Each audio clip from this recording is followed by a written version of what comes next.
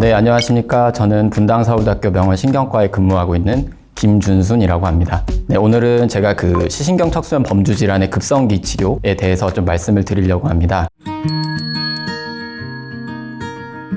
이론적으로 사실 시신경 척수염 범주 질환에서는 재발 치료를 효과적으로 하지 못하는 경우에 환자의 한 80에서 90% 정도가 이런 급성 염증 형태가 반복될 수 있다고 알려져 있기 때문에 급성기 치료에 대해서 잘 알아두는 것이 굉장히 중요합니다. 이제 급성 발병 자체가 그 환자에 따라서 조금 중증도는 다르겠지만 굉장히 심한 운동 기능 마비나 시력 손상을 야기할 수 있다고 알려져 있기 때문에 급성기 치료의 주 목적은 이제 비가역적인 신경 손상을 최소화하고 신경계 기능 저하를 복구하는 데 있다고 말할 수 있습니다. 그래서 일단은 증상이 발현하면 무조건 최대한 빨리 치료를 시작하는 것이 가장 중요하다고 할 수 있겠습니다.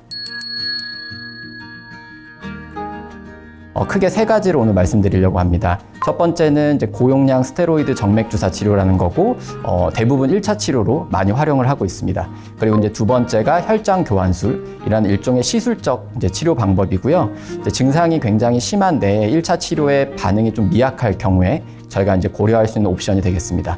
그리고 이제 마지막으로는 이제 면역글로불린 주사에 대해서 간략히 이제 말씀을 드리려고 하는데, 사실 이제 세 번째 이 면역글로불린 주사는 아직 저희가 급성기 치료로 본격적으로 활용하기엔 약간의 제한점들이 있기 때문에 마지막에 간단히만 언급을 드리도록 하겠습니다. 이게 스테로이드는 콜티코스테로이드 제제의 일종이고 우리 몸에서 누구나 사실은 생리적으로 그냥 자연스럽게 생기는 호르몬의 유사체입니다. 근데 이제 이게 하는 용량에 따라서 결국 우리 몸에 들어가서 어떤 효과를 야기하는지가 조금씩 다르게 되는데요. 고용량으로 이거를 외부에서 주입을 했을 때 염증 세포의 활성화를 억제하고 염증 유발 사이토카인의 생성을 또 억제하고, 그다음에 염증 세포가 그 병변 사이트로 몰리는 침윤 현상 자체를 억제하는 등의 다양한 항염증 기전을 발휘하는 것을 기대를 하고 있습니다.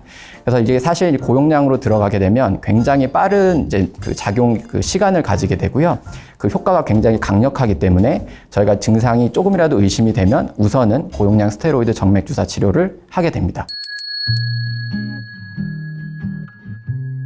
일단 처음에는 고용량 스테로이드 메틸프레드니졸론이라는 성분명을 가진 약을 1g, 그러니까 하루에 1g씩 토탈 3에서 5일간 투약하는 것으로 이제 시작을 합니다.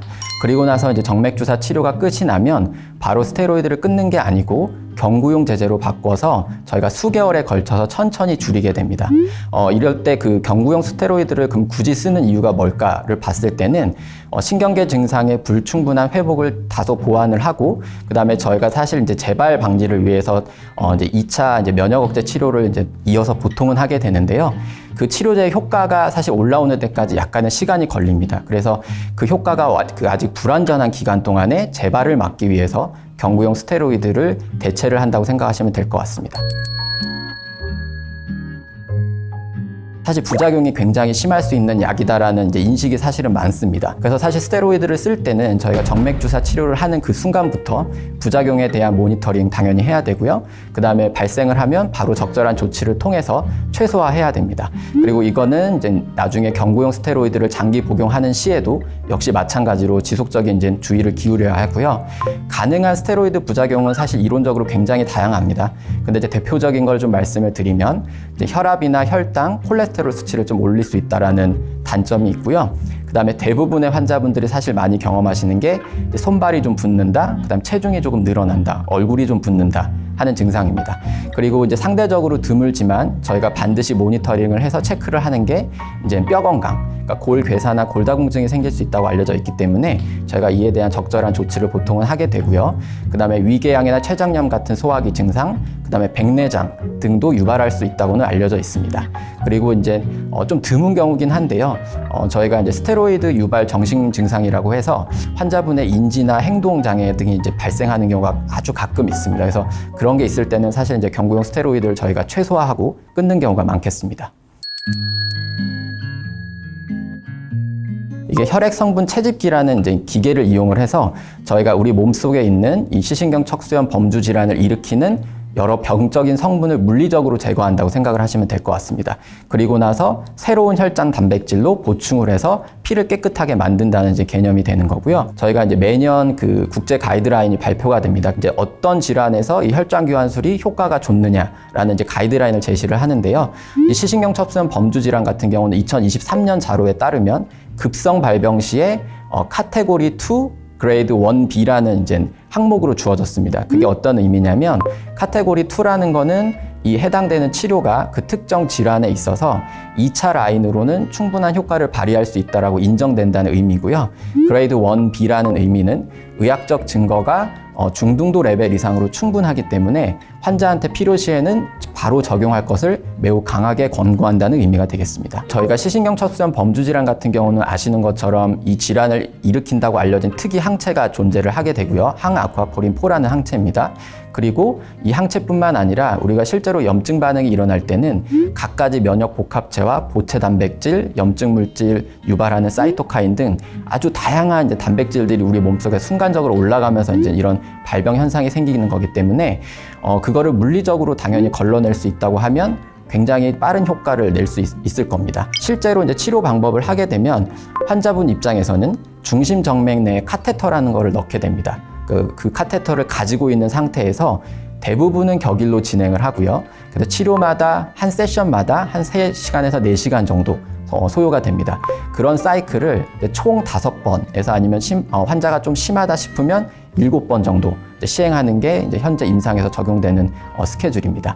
사실 이거는 일종의 시술적 방법이기 때문에 저희가 그 1차 라인으로 언급했던 그 정맥 스테로이드 제제와는 다르게 병원의 여건에 따라서 사실 불가능한 곳도 있습니다. 그래서 그게 조금은 현실적인 이제 단점이 될 수는 있는데요. 우선 장점은 굉장히 빠르고 신속하게 염증 물질을 일단 제거할 수 있다는 장점은 분명히 있고요. 그다음에 단점은 이제 침습적으로 카테터를 좀 삽입한다는 시술이 하나 동반된다는 점, 그리고 이제 5번에서 7번 정도를 시행한다고 하면 결국 한 2주 정도 입원 기간이 연장되는 셈이거든요. 그래서 이제 그런 입원 기간이 늘어날 수 있다는 점, 그리고 드문 경우지만 이 시술을 하고 난 직후에 환자의 혈압이 좀 떨어진다든지 아니면 환자분에 따라서 그 미주신경성 반응이라고 해서 약간의 실신 증상처럼 심한 어지럼증이나 쓰러질 것 같은 느낌을 호소하는 경우가 가끔 있습니다.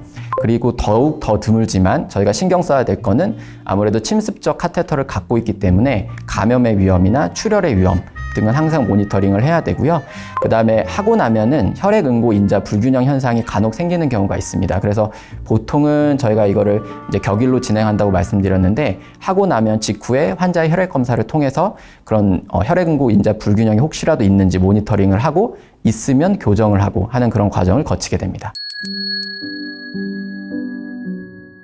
그 굉장히 심한 신경학적 결손 증상으로 내원한 환자 중에서 여기서 사실 심하다고 하는 건 약간의 주관적 판단이 있을 수 있겠지만 저희가 이제 보통 얘기하는 거는 하반신 마비 아니면 완전 편측 마비 혹은 시력이 완전히 소실된 상태 아니면 굉장히 심한 연화 장애를 가지는 경우 등을 의미를 하고요.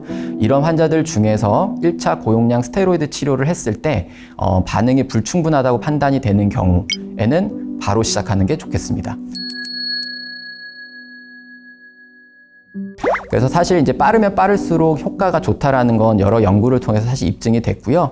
가장 대표적인 연구 결과를 한 가지만 간략히 언급을 드리면 혈장 교환술을 증상이 발생하고 언제 며칠째 이제 적용을 했느냐를 이제 기록을 봤을 때 바로 적용한 그룹 같은 경우는 대략 한 절반 환자에서는 6개월 뒤에 팔로우업을 했을 때 완전히 증상이 다 소실되고 호전된 상태로 유지되는 이제 비율이 한 50% 정도가 나왔고요. 근데 혈장 교환술을 증상이 생기고 나서 대략 한 3주 정도의 시간차를 두고 시작을 했다라고 하는 경우에는 똑같이 6개월 뒤에 추적 관찰을 했을 때 병전 상태로 회복된 비율이 거의 한 3, 4% 정도밖에 되지 않았습니다. 그래서 이제 결국에는 혈장 교환술은 필요하다고 판단되면 무조건 빨리 적용하는 게 바람직하다고 할 수 있겠습니다. 혈장 교환술로 넘어간다는 게 지금 기존의 스테로이드 치료를 중단한다는 의미는 전혀 아닙니다. 이게 이제 결국 1차 정맥 주사를 하고 효과가 없을 때 이제 제가 혈장 교환술을 적용한다고 말씀을 드렸잖아요. 그러면 그 시기에는 대부분의 환자분들이 이제 경구용 스테로이드 제제를 이제 복용하고 있는 시기일 겁니다. 그래서 저희가 혈장 교환술을 하고 있는 도중에도 그 경구용 스테로이드 치료는 유지를 하는 거고, 끊고 혈장 교환술만 단독으로 하거나 하는 건 아니겠습니다.